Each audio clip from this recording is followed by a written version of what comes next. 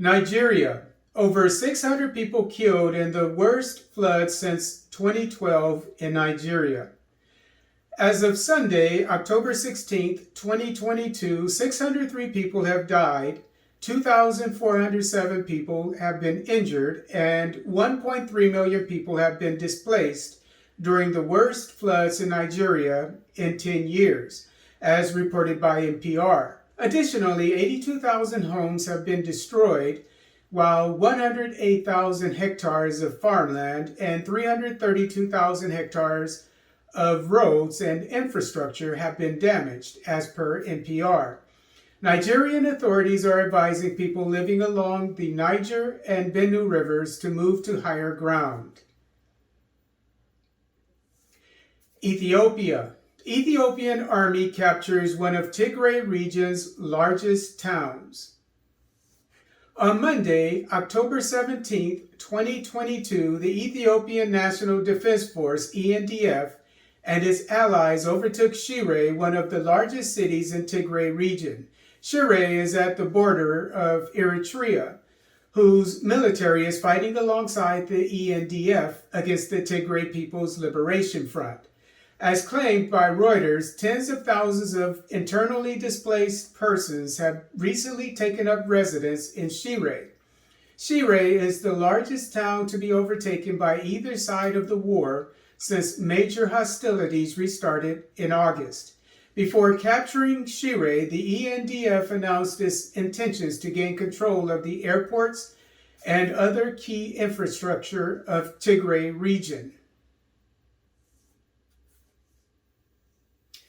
Kenya. Kenya to import electricity from Ethiopia for the next 25 years. Kenya has signed a 25-year agreement with Ethiopia to import electricity for 7 cents per kilowatt with the ability to renegotiate the price after 5 years. Kenya historically has bought electricity from independent providers, with Kenya Electricity Generating Company, KenGen, supplying 70% and 21 other independent power producers, IPPs, supplying the remainder, as stated in Business Daily. KenGen currently charges 4 cents per kilowatt, whereas the remaining IPPs charge as much as $1.61, as claimed by Business Daily. Cameroon. State-of-the-art hospital to be inaugurated in northern Cameroon. The government of Cameroon will inaugurate the Garawa General Hospital in the northernmost part of the country near the border of Chad on Tuesday, October 18, 2022.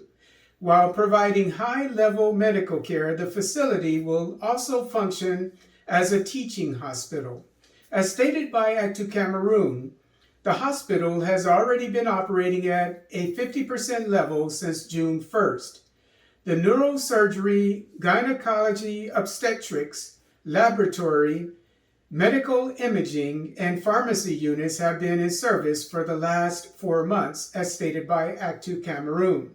Services will be expanded eventually to, quote, cover diseases and medical conditions of the nervous system, psychiatric conditions, and rehabilitation, unquote, as per Actu Cameroon.